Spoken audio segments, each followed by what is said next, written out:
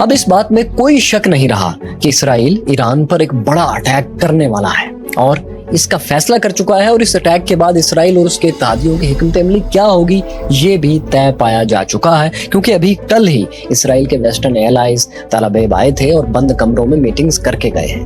یہ کیا رسپانس ہوگا ایران کے خلاف، اس کے اثرات کیا ہوں گے، اس سب کو 14 اپریل کے ایرانی جوابی حملے کے بعد سے سمجھا جا سکتا ہے، کیونکہ اب اسے بھی 4-5 دن ہو چکے ہیں۔ ایرانی فورس IRGC پاسداران انقلاب نے اس رسپانس کو 14 اپریل کے رسپانس کو آپریشن ٹرو پرومس وعدہ صادق کا نام دیا تھا، اور اس میں 170 ڈرونز، 170 ڈرونز، 30 کروز میزائلز اور 110 بیلسٹک میزائلز فائر کیے گئے تھے۔ یہ آپریشن 5 گھنٹے جاری رہا، جس میں ایران کے لگ بھگ $2.5 ملین $25 لاکھ خرچ ہوئے تھے۔ ان سب پروجیکٹائلز کو یعنی ڈرونز اور میزائلز کو روکنے کے لیے 5 تہوں میں کام کرتے اسرائیلی ڈیفنس سسٹم اور 4 اسرائیلی الائز نے پوری رات محنت کر کے روکا، اور انہوں نے 99% ڈرونز کو اسرائیل کی سرزمین پر گرنے سے پہلے تباہ کر دیا، اور 70% تو اسرائیل کی فضائی حدود میں پہنچنے سے پہلے ہی، اسرائیل کی ایئر سپیس سے پہلے ہی تباہ کیے جا چکے تھے۔ اور جنہوں نے یہ سارے تباہ کیے ان ملکوں کے نام ہیں سعودی عرب، اردن، امریکہ، فرانس اور برطانیہ۔ اردن اور سعودی عرب نے اپنی فضاؤں سے اسرائیل کی طرف جاتے ہوئے میزائلز اور ڈرون کو نہ صرف روکا بلکہ اپنی ایئر سپیس کو امریکی اور بہت ممکن ہے اسرائیلی طیاروں کے لیے بھی کھولا، تاکہ انہیں اسرائیل پہنچنے سے پہلے ہی میزائلز کو گرانے میں مدد دی جا سکے۔ اس مجموعی دفاعی آپریشن کی کاسٹ کا اندازہ $1 سے $1.5 ارب کے درمیان لگایا جا رہا ہے۔ آپریشن ٹرو پرومس میں صرف 15 میزائلز ایسے تھے جو اس سارے ڈیفنس سسٹم کو، اسرائیل کے سارے ڈیفنس سسٹم کو، اس کے اتحادیوں کو چکما دیتے ہوئے اسرائیل کے اندر ایسے ٹارگٹس پر گرے جن سے کوئی جانی نقصان نہیں ہوا اور کوئی بڑا نقصان بھی نہیں ہوا۔ لیکن ان گرنے والے میزائلز میں سے 2 بہت سمبولک علامتی اہمیت رکھتے ہیں۔ وہ یوں کہ یہ دونوں میزائلز ساؤتھ اسرائیل کی نواتم ایئر بیس پر گرے تھے۔ یہ وہی ایئر بیس تھی جہاں سے دمشق میں ایرانی سفارت خانے پر اسرائیل نے حملہ کیا تھا۔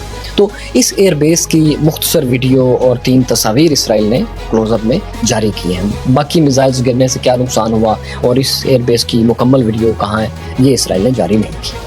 اگر یہی سچ ہے ساتھیوں جو اسرائیل اور امریکی میڈیا بتا رہا ہے، تو یہ نقصان تو نہ ہونے کے برابر تھا۔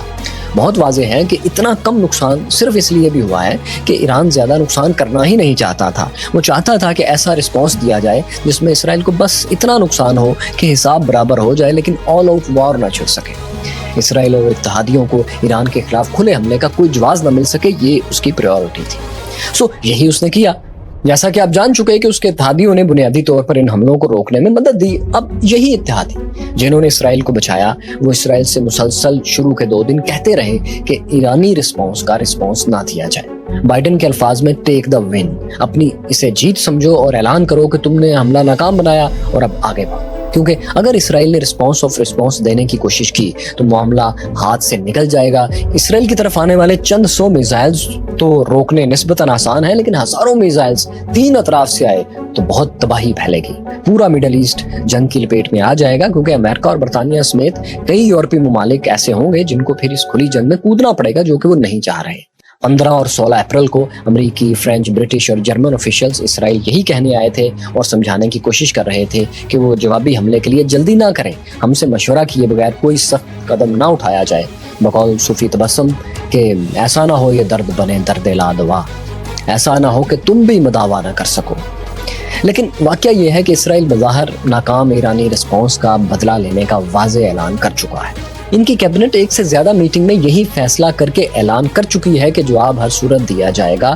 گفتگو اور بحث اب وہاں صرف اس پر ہو رہی ہے کہ کیسے دیا جانا چاہیے، ایسا جواب جس سے اتحادی بھی ناراض نہ ہوں اور وہاں کی عوام بھی مطمئن ہو جائے۔ اسرائیلی ملٹری چیف جنرل ہرزل حلیوی نے بھی کنفرم کیا ہے کہ ایران کو 300 سے زیادہ اٹیکس کا جواب ہم ضرور دیں گے۔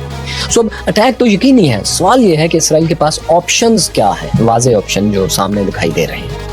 اسرائیل کے پاس ساتھیوں کم از کم 4 واضح آپشنز ہیں، لیکن یہ چاروں یا تو بہت خطرناک نتائج کو دعوت دینے والے ہیں، یا پھر ملٹری لینگویج میں سمیٹری رسپانس، برابر کے جواب، مطلب ٹٹ فور ٹیٹ کی کیٹیگری پر پورا نہیں اترتے۔ جیسا کہ پہلا آپشن یہ ہے کہ شام، عراق، یمن یا لبنان میں ایرانی اتحادیوں پر، جنہیں کہ پراکسیز کہا جاتا ہے، ان پر یہ بڑے بڑے حملے کر دیں۔ لیکن اس جواب میں وہی سمیٹری رسپانس نہیں ہوگا کہ ایران نے تو اسرائیلی سرزمین پر اعلانیہ حملہ کیا، جس کا جواب کسی دوسری سرزمین پر خفیہ آپریشن یا چھوٹے لیول کا آپریشن تو نہیں ہو سکتا۔ اس کے بعد دوسرا آپشن اسرائیل کے پاس یہ ہے کہ وہ ایران کے اندر کسی خالی جگہ پر، صحرائی حصے میں، جنگل میں چند میزائل پہاڑوں پر کہیں فائر کر دے اور کہے وہ ایک ہیرو ہے، یعنی اسرائیل کہے کہ وہ تو ایک ہیرو ہے، اس نے ایک بھی انسانی جان نہیں لی اور اتحادیوں کی لاج بھی رکھی اور اپنی عوام کو بھی مطمئن کر دیا۔ مگر اس جواب کے لیے اسے امریکہ سے ایک ہاں لینی پڑے گی، کیونکہ اس کا جواب سخت آئے گا۔ دوسرا اس میں ظاہر یہی مسئلہ ہے کہ ایرانی صدر ابراہیم رئیسانی اعلان کر چکے ہیں کہ ایران پر ذرا سا حملہ ہوا تو اس کا فوری جواب دیا جائے گا اور پہلے سے زیادہ سخت دیا جائے گا۔ ایرانی نائب وزیر خارجہ کے بقول اگر اسرائیل نے اب دوبارہ ہماری سرزمین پر حملہ کیا تو اس دفعہ 12 دن کی تیاری کی مہلت نہیں دیں گے، چند سیکنڈ میں ہی جواب دے دیں گے۔ یہ وہ آپشن ہے جس پر ہمارا خیال ہے کہ اس کے خطرناک ہونے کے باوجود اسرائیل اس پر عمل کرے گا۔ ہم نے اس کے دونوں چیلنجز جو ہیں اسرائیل کو فیس کرنا پڑیں گے وہ آپ کے سامنے رکھ دیے۔ تیسرا آپشن اسرائیل کے پاس یہ ہے کہ وہ ایک سائبر اٹیک کرے اور ایرانی انفراسٹرکچر کو تباہ کرے، ان کی سیکیورٹی کے جو پورا سسٹم ہے اس کو تباہ کرنے کی کوشش کرے یا کر دیں، جیسا کہ اسرائیل اور امریکہ نے مل کر 2010 میں کیا تھا۔ اس سے ایرانی نیوکلیئر پروگرام کئی سال پیچھے چلا گیا تھا اور ایک اہم نیوکلیئر پلانٹ کو شٹ ڈاؤن بھی کرنا پڑا تھا۔ اسی طرح کے اٹیک کی اب اسرائیل ایک بار پھر کوشش کر سکتا ہے، لیکن اس میں پھر یہ مسئلہ ہے کہ یہ وہ ٹٹ فور ٹیٹ کی طرح ایک سمیٹری رسپانس تو نہیں ہوگا۔ پھر مزید یہ کہ اسرائیلی سائبر انٹیلیجنس ایکسپوز بھی ہو جائے گی، جو کہ شاید اس وقت چھپی ہوئی ہو اور اسرائیل کو کسی لیول پر مدد بھی دے رہی ہو۔ چوتھا اور اہم آپشن ایک دفعہ پھر وہی ہے جو اس سے پہلے اسرائیل کرتا آیا ہے کہ ایرانی سائنسدانوں کو اور انجینئرز کو ایران کے اندر ٹارگٹ کلنگ میں مروا دے، کرائے کے قاتلوں سے، ISIS کے ذریعے جاسوسوں یا ایجنٹس کو استعمال کرتے ہوئے۔ لیکن ظاہر ہے یہ بھی سمیٹری رسپانس کی ڈیفینیشن پر پورا نہیں اترے گا۔ ان چاروں میں سے دوسرا آپشن، یعنی ایرانی سرزمین پر کسی غیر آباد جگہ پر یا ایرانی ملٹری کی کسی اہم انسٹالیشن جیسا کہ IRGC کے ہیڈ کوارٹر پر، ان کے آفسز پر اٹیک عین ممکن ہے کہ ہو۔ اگر اسرائیل ایسا کرتا ہے تو ایران اپنے دعوے کے مطابق، وعدے کے مطابق فوری رسپانس کرے گا۔ کیسے کرے گا؟ ساتھیوں، دراصل ایران ایسا ملک ہے جس کی ایئر فورس نہ ہونے کے برابر ہے۔ اس کا ایئر ڈیفنس سسٹم بھی اسرائیل کی طرح بہت پریسائز اور ماڈرن کئی لیئرز میں نہیں ہے۔ ایران نے اپنے ڈیفنس ڈاکٹرائن کو اسرائیل کے خلاف اس طرح ڈیزائن کیا ہے کہ اگر اس پر حملہ ہوگا تو ظاہر ہے اس کو نقصان تو ہوگا ہی، لیکن جواب میں اسرائیل کے ہر حصے پر میزائلوں کی بارش کرتی جائے گی۔ اس کے لیے ایران کے پاس غالباً، اس نے بتایا تو نہیں، لیکن لاکھوں کی تعداد میں کروز اور بیلسٹک میزائلز کی کئی اقسام ہیں۔ ان اقسام میں سے کم 9 میزائل سسٹمز ایسے ہیں جو اسرائیل کے ہر کنارے تک پہنچنے کے لیے ہی ڈیزائن کیے ہیں ایران نے۔ ان میں بیلسٹک میزائل خیبر اور خیبر شکن، سجیل، حاج قاسم، ہائپرسونک، فاتح 2، قدر 110، شہاب 3، عماد اور پاوا کروز میزائل سب سے اہم ہیں۔ ایران نے کبھی ڈکلیئر تو نہیں کیا کہ اس کے پاس یہ ایگزیکٹ کتنی تعداد میں، لیکن یہی اندازہ ہی ہم نے آپ کو بتایا ہے کہ یہ لاکھوں میں ہونے چاہیے، جتنی دیر سے وہ ان کو تیار کر رہا۔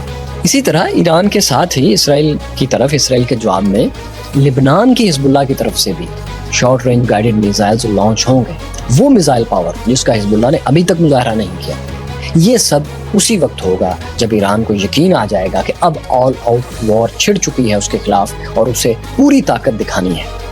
ہمارا خیال ہے کہ اگر اسرائیل ایران پر بڑا حملہ کر دیتا ہے تو یہ ایران کا جواب ہو سکتا ہے۔ کیورس فیلوز، یہاں ایک سوال آپ کے ذہن میں ضرور آنا چاہیے، وہ یہ کہ اسرائیل جو مڈل ایسٹ کی ملٹری سپر پاور ہے، جس کے ساتھ ورلڈ پاورز بھی کھڑی ہیں، جس نے اس سے پہلے کئی بار ایران کے اندر ایرانی سائنٹسٹس کو مارا ہے، IT ایکسپرٹس کو قتل کیا ہے، ان کے خفیہ پیپرز چوری کیے ہیں، ان کو نیلام کیا ہے اور ان کی ایگزیبیشنز کی ہیں، بہت سے حاضر سروس جرنلز کو کئی ملکوں میں تاک کا نشانہ بنایا ہے، کامیابی سے ٹارگٹ کلنگ کی ہے، وہ اسرائیل ایک بظاہر ناکام ایرانی حملے کا جواب دینے کے لیے اتنا اتاولا کیوں ہو رہا ہے، اتنا جلد باز کیوں ہو رہا ہے؟ اس کے 2 جواب ہیں۔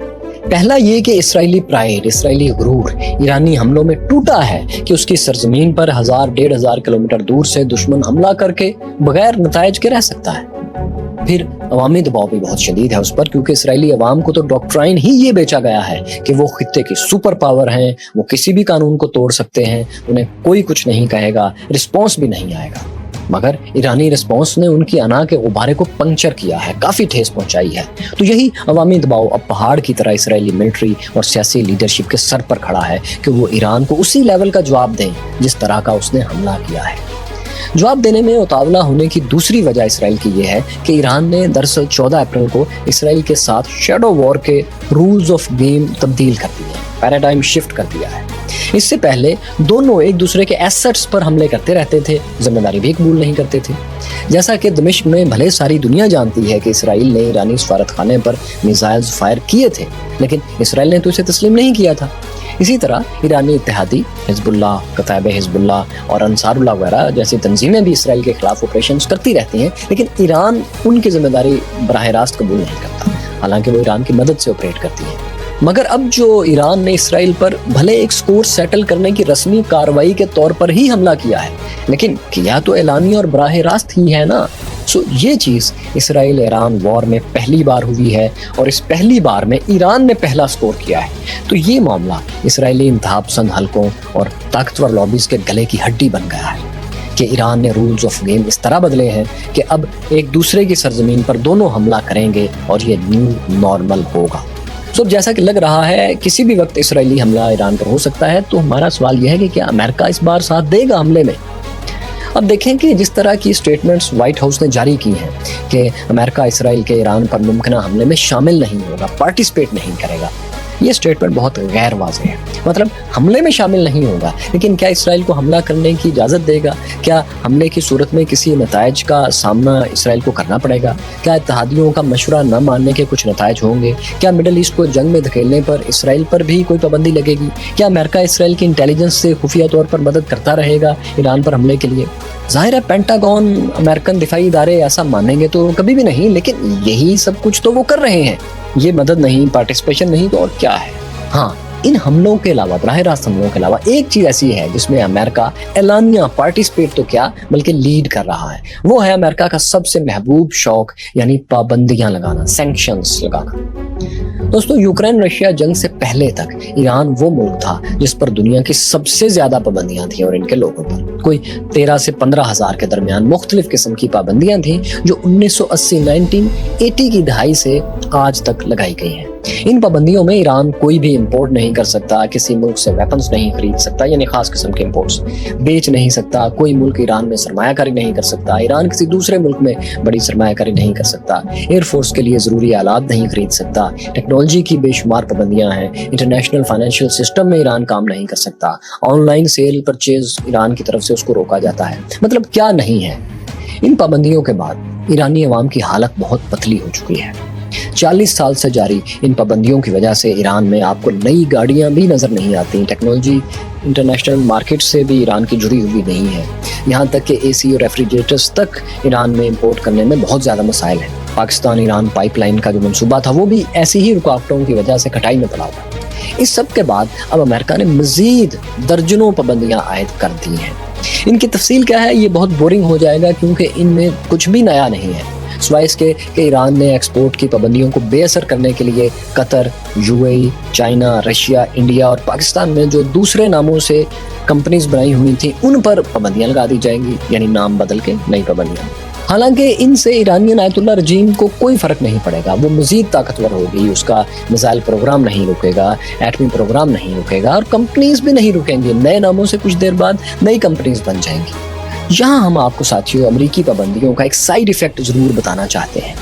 वो ये कि अमेरिका ने अपनी पाबंदियां लगाने की, सैंक्शंस की ताकत को इतना ज़्यादा इस्तेमाल किया है कि अब अमरीकी पाबंदियां टारगेटेड मुल्क की आवाम को तो परेशान करती हैं, लेकिन साथ ही अमरीकी राइवल ममालिक को, रशिया और चीन को मजीद ताकतवर कर देती है। वो कैसे?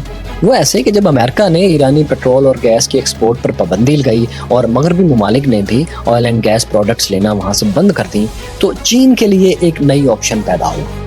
वो तो आप जानते हैं अमरीकी पाबंदियों को नहीं मानता, उल्टा ये हुआ कि उसको सस्ती पेट्रोलियम प्रोडक्ट्स मिलने लगी, क्योंकि ईरान से जब कोई खरीद नहीं रहा तो जाहिर है ईरान को रेट्स कम करके ही चाइना को बेचना पड़ेगा। सो ये हुआ। फिर ये कि जब ईरान में कोई इन्वेस्टमेंट नहीं कर सकता या एक्सपोर्ट नहीं कर सकता, तो यहाँ की प्रोडक्ट्स दूसरे ममालिक से, खास तौर पर कतर, यूएई, इंडिया और चीन से इंपोर्ट एक्सपोर्ट होती रहती है। फिर जब असलहे पर पाबंदी लगी तो ब्लैक मार्केट में ईरान का राज हो गया। ईरान ने ब्लैक मार्केट में रूस, शुमाली कोरिया और दीगर कई एंटिटीज से डीलिंग्स शुरू कर दी। इन्हें सस्ते और अनकाउंटेड हथियार मिलने लगे जिनका कोई रिकॉर्ड नहीं। अनकाउंटेड और अनरिकॉर्डेड इसलिए अहम है कि अगर ईरान को खुलेआम खरीदो फरोख्त करने दी जाती तो सबको पता होता कि ईरान के पास क्या है और क्या नहीं है, कितने में खरीद रहा है, कितने में बेच रहा है। लेकिन जब पाबंदियां लग गई तो किसी को इल्म नहीं कि ईरान किस से क्या खरीद रहा है और क्या टेक्नोलॉजी ले रहा है और क्या बेच रहा है। सो इसका सबसे ज्यादा फायदा रूस और चाइना को हो रहा है। रूस ईरान से यूक्रेन जंग के लिए दसियों हजारों शहीद ड्रोन्स और मिसाइल्स खरीद रहा है और चीन सस्ता तेल और गैस लेकर अपनी इकोनॉमी को फायदा पहुंचा रहा है। मतलब अमेरिका पाबंदियां लगाने के साथ दो नतायज लाजमी हासिल करता है। एक ये कि वो टारगेट कंट्री के अवाम की जिंदगियां जीरन कर देता है और साथ में अपने राइवल्स को ताकतवर होने का एक पूरा मौका फराहम करता है। मिसाल के तौर पर एक और एंगल से अगर देखें तो अमेरिका चीन पर पाबंदी लगाता है तो जो अमेरिकी बिजनेसमैन चीन से वो बिजनेस कर रहे होते हैं जिस पर पाबंदी लगती है, तो यही अमेरिकी बिजनेसमैन ही नए नामों से, नई कंपनी से, नए रास्ते से चीन से वही बिजनेस जारी रखते हैं। सो पाबंदियां सिर्फ सोसाइटी के कमजोर तरीन तबकों को हिट करती हैं, ताकतवर को वो उल्टा फायदा पहुंचाती है। तो ये एक नाकाम एफर्ट है, नाकाम एक्सरसाइज है। इसराइल ईरान पर मजीद पाबंदियां, अमेरिकी पाबंदियां लगाने से मजबूत नहीं, कमजोर होगा, क्योंकि ऐसी ही साबका 15,000 पाबंदियों के दौरान ईरान ने अपने न्यूक्लियर प्रोग्राम को भी आगे बढ़ाया है और short, medium, long range missiles भी बना लिए हैं। हजारों ड्रोन्स भी इसी दौरान बनाए हैं। तो ये पाबंदियां कम से कम आयतुल्लाह रजीम को कमजोर नहीं कर रही, अवामी नुकसान, ईरान के आम लोगों का नुकसान बहरहाल कर रही है। ये अब तक की सूरत हाल है। आखिरी इतलात तक इसराइल दावा कर रहा था कि जर्मनी और बरतानिया ने भी ईरान पर जवाबी हमले के लिए उसे ग्रीन सिग्नल दे दिया है। अब देखते हैं कि ग्रेट गेम का घड़ियाल इस दुनिया को क्या घड़ी दिखाता है। Hope for the piece and humanity, हमें अच्छे की उम्मीद रखनी चाहिए।